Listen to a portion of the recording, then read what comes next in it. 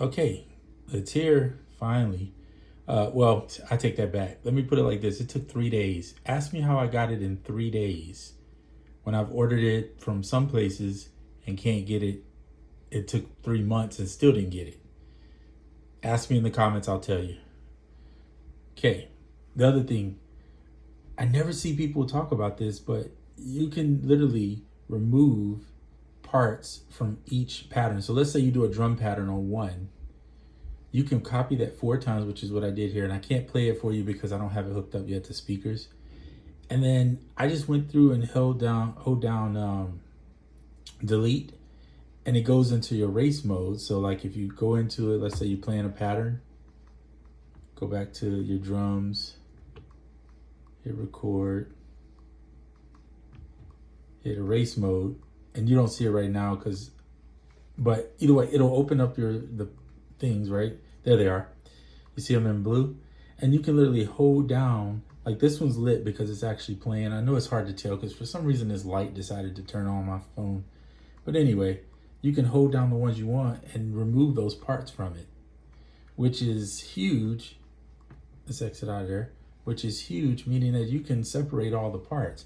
Now, the one thing I wish they would fix, and I really do wish they would add this, and by the way, I'm holding this camera, so if it's a little shaky, I apologize, because I actually broke the other one that I have, the boom. I don't know, I was twisting it a little too much, whatever. You can, the reason why I say I've never seen anybody do this is because people are like, well, how do I stem my stuff out? Well, that's pretty much the answer right there.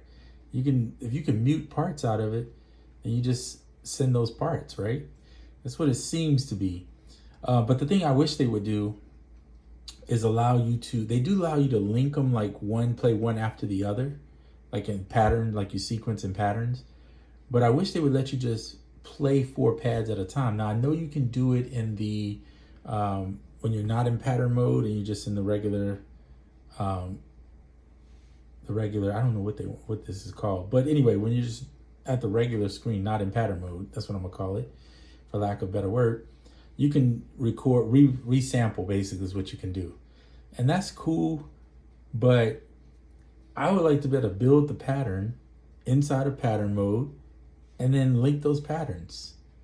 And because we have an SD card, it would be nice also, Roland would add the ability to just export these patterns to the SD card, and then you can put those patterns back together in a DAW or whatever whatever you use to create your final music. And you'll see, well, you could see if I'd show you, there is a power cable, but it's not hooked up. So how am I powering it? Well, the computer is obvious it'll power it, but I'm not. I'm actually powering it with the iPad mini. What do you know? So I'm just running a USB cable here, track it back, right? Bam, right there.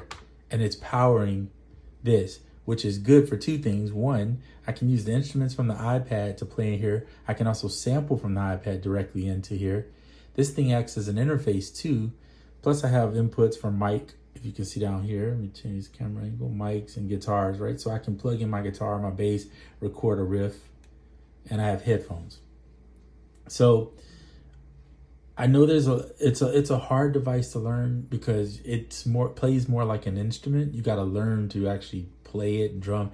It's not like when you build it in a DAW or something of that nature where you can see the MIDI right there and you can just adjust the MIDI notes if you're a little off. You actually have to play it and make it on. So for me, I like that. It's a challenge. So I'm all about that. By the way, for those that are wondering too, and I'll probably do a video once I get familiar with this, you can use Scalar too to inside of here. So you could take and run your iPad and directly in and just record some chords or just record chords onto pads, right? And then replay them in here, or just play it off the iPad directly into here and record it, whichever works for you. But yeah, just a lot you could do. For me, I wanted it for a while and I wanted the challenge, and that it is, because it's not easy to play. Sorry about my hands all in the camera too. So hopefully I'm gonna end this video because I'm 5 minutes in and I'm still holding this camera. It's kind of difficult to keep it steady. So I just wanted to show you those things this is going to be featured in some of the videos I'm going to do once I start learning things and I feel comfortable enough.